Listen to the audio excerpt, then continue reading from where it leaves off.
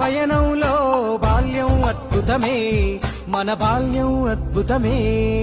వీరి వీరి గుమ్మడి పండు వీరి పేరేమి, తాగుడు మూతలు దండకోర్ వీరి పేరేమి.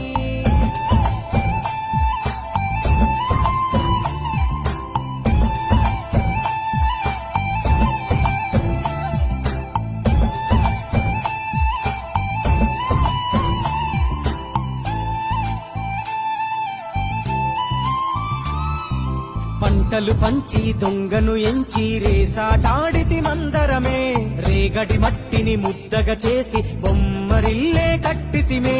గద్దే వస్తే